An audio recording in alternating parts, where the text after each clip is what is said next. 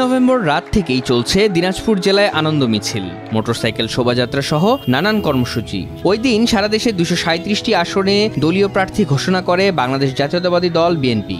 এর মধ্যে দিনাজপুর জেলায় 6টি আসনের মধ্যে 5টি আসনের প্রার্থী ঘোষণা করা হয় ওই দিন।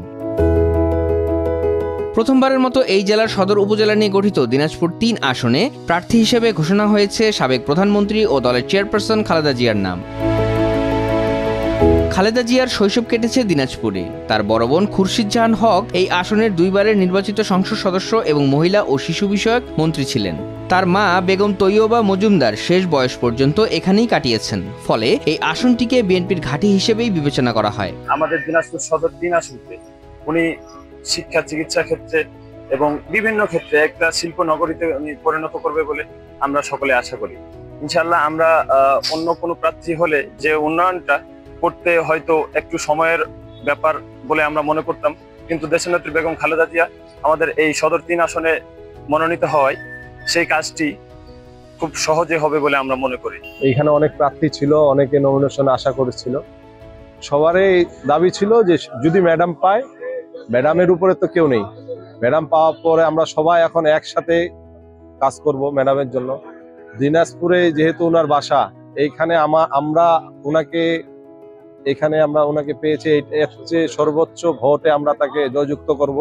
আর এটা আমাদের সবচেয়ে, আমরা একটা যেহেতু দলের কর্মী হিসাবে বলতেছি, এর চেয়ে বড় পাওয়া আমাদের কাছে আর কিছু নেই। এই দিনাজপুরের উন্নয়ন খুরশিদ জাহান হকের সময় তার নেতৃত্বে হয়েছিল। এবার আমরা এই খালেদা জিয়াকে বিপুল ভোটে নির্বাচিত করে আমাদের এই দিনাজপুরের উন্নয়নের ধারাবাহিকতা বজায় রাখবো। আমরা সকলেই চাই এই দিনাজপুরের সদর 306টি আসন, মোট 6টি আসন আমরা জিতবো, বিপুল বিষয় করব। এই আসনটিতে বিএনপির একাধিক নেতা মনোনয়ন প্রত্যাশী ছিলেন, কিন্তু প্রার্থী হিসেবে খালেদা জিয়ার নাম ঘোষণা করায় এখন একসঙ্গে কাজ করে নেত্রীকে বিজয়ী করার প্রত্যয় ব্যক্ত করেছেন তারা। নেত্রীকে প্রার্থী হিসেবে পেয়ে আনন্দে ভাসছেন স্থানীয়রা। বলছেন এবারে হবে উন্নয়ন, প্রতিফলিত হবে আশা আকাঙ্ক্ষা। যাকে যোগ্য মনে করেছে দল, তাকে এই 5টি আসনে তিনি মনোনীত করেছেন। এমনকি আমরা সবাই খুশি, এমনকি তাদেরকে খুবই যোগ্য ব্যক্তি মনে করি। এমনকি আমাদের দিনাজপুর জেলা বিএনপির পক্ষ থেকে যাদেরকে প্রার্থী ঘোষণা করা হয়েছে তাদেরকে আমাদের সর্বাধিক সাপোর্ট, এমনকি কিভাবে করে তারা সর্বোচ্চ বিজয় লাভ করে ধানের শীষ মার্কাকে জয়লাভ করতে পারবে, এটাই আমাদের সর্বোচ্চ প্রচেষ্টা থাকবে। দিনাজপুর 3 আসনের প্রার্থী হিসাবে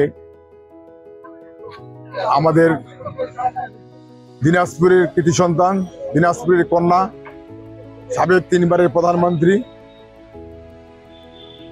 দেশনেত্রী বেগম খালেদা জিয়াকে নির্বাচন বোর্ড গতকালকে আগামী নির্বাচনের প্রার্থী হিসেবে ঘোষণা দেওয়ার পরে যে সমস্ত প্রার্থী মাঠে ছিল সেখান থেকে তারা সরে আসছে।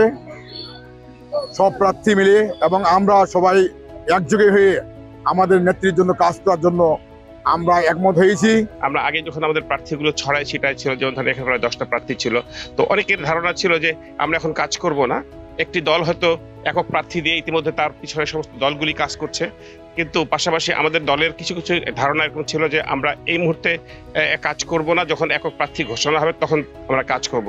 আমার প্রশ্নটা তখন ছিল, তাহলে কি আমরা একক প্রার্থী ঘোষণা হতে যদি 8 মাস 10 মাস সময় লাগে, তাহলে কি আমরা 10 মাস বসে থাকবো? নিশ্চয়ই আমরা বসে থাকবো না। আমার প্রস্তাব তখনও ছিল, মাঝখানে অনেকবার এই কথাটা বলেছি, এই জেলা বিএনপি অফিসেও বলেছি, সেটা হলো যে যারা যারা প্রার্থী হতে চায় তাদের নিজস্ব কিছু অনুসারী আছে, তারা শহীদ জিয়ার সৈনিক, তো সবাই এই শহীদ জিয়ার সমস্ত সৈনিক এবং পাশাপাশি যারা সাধারণ জনগণ যারা হয়তো রাজনীতিতে ওইভাবে কখনো সক্রিয় ছিল না, তারাও যদি আমাদের ক্যান্ডিডেটদের, সম্ভাব্য ক্যান্ডিডেটদের পক্ষে থেকে কাজ করার চেষ্টা করে, তারা যদি আরো সক্রিয় হয়, এটা আমাদের দলের জন্য, দেশের জন্য ভালো হবে। সেই জন্য তখন আমি বলেছিলাম যে কাজ করতে চায়, যারা কাজ করতে চায়, প্রার্থী হতে চায়, তারা সবাই কাজ করবে। তারপরে যখন অফিসিয়ালি আমাদের ধানের শীষের প্রতীক যাকে দেয়া হবে, তখন আমরা সবাই মিলে একসঙ্গে কাজ করব। সুতরাং আমি মনে করি সেই সময়টা এখন চলে এসছে। এখন আমাদের করা উচিত যে আমরা যারা, আমি আগেও বলেছি, গত নির্বাচনের সময় আমি বলেছিলাম, 2018 সালে বলেছিলাম যে প্রথম করা উচিত যারা প্রার্থী ছিলাম তারা, আমরা কে নমিনেশন পেলাম কে পেলাম না সেটা ভুলে গিয়ে সাথে সাথে যদি 10 জন প্রার্থী থাকি, 10 জন প্রার্থীকে এক লাইনে দাঁড়ানো উচিত, কাঁধে কাঁধ মিলানো উচিত, হাতে হাত রাখা উচিত। জেলা বিএনপির নেতারাও বলছেন বিএনপি চেয়ারপারসন প্রার্থী হওয়ায় কোনো গ্রুপিং বা কোন্দল নেই, ফলে ধানের শীষ বিপুল ভোটে জয়ী হবে বলেও আশা প্রকাশ করেন তারা। না, গ্রুপিং বলতে কোনো কিছু নেই, আমরা একসঙ্গে কাজ করে যাচ্ছি। বিগত দিনে গত 2 দিনে দেখেছেন যে পৌর বিএনপি, কোতোয়ালি, জেলা বিএনপি একসঙ্গে একযোগে কাজ করে যাচ্ছে। আপনারা জানেন 6টি আসনের মধ্যে 5টি আসনে ডিক্লেয়ার করা হয়েছে। এই 5টি আসনে দেশনেত্রী কেন্দ্রস্থলে দাঁড়ানোর কারণে, বিশেষ করে দিনাজপুর সদর 3-এ দাঁড়ানোর কারণে আমাদের বাকি যে আসনগুলোতে এই ধানের শীষের ঢেউ আছড়ে পড়বে এবং ওই আসনগুলোতে আমরা বিপুল ভোটে জিতব।